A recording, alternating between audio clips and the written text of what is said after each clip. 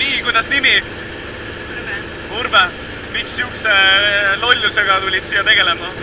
Tegelikult ma tulin vaatama, kuidas mu 2 sõpra hüppavad.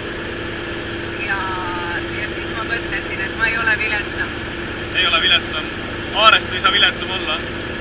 Ei no, Aarest ei saa kindlasti viletsam olla, aga ma ei taha Tarmost ka viletsam olla. Kui Aare läks, siis lähed sina ka.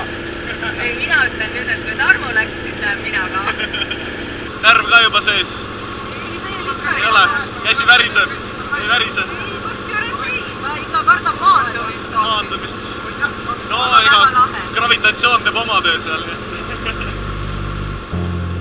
Ja unustan kõik, mis on vaevanud mind. Ma tunnen, et lendan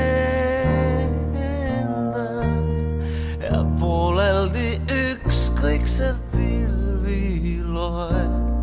Ma unustan enda ja tunnen, et minule muu ei loe.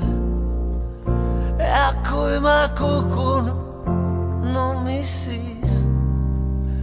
Kõik lihtsalt muutub, siis jälle täpselt nii nagu enne, kui ma kadusin siit. Ma tean, see on nii, kõigel heal on ju piir. Vaevasid naudinguid. Tunnen, et lendan, et ületan kõiki ja isen. Ma vabastan enda. No nüüd võib küll plaks lüüa. Aarest parem. Aarest parem. Kui Aare tegi, siis tegid sina ka. Ei, kui Tarmo tegi, siis tegi mina ka. Aaresse ma uskusin.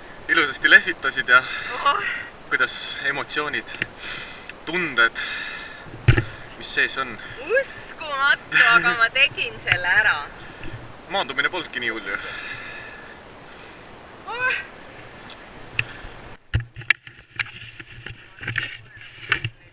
Koguma ennast natuke. Jah, et see olengi mina ja päriselt.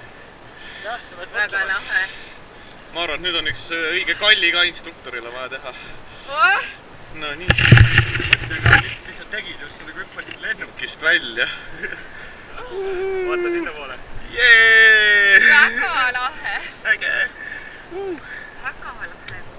Ma tegin selle ära. No nii.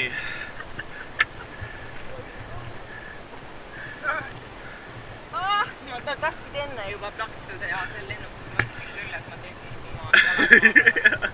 Nüüd on.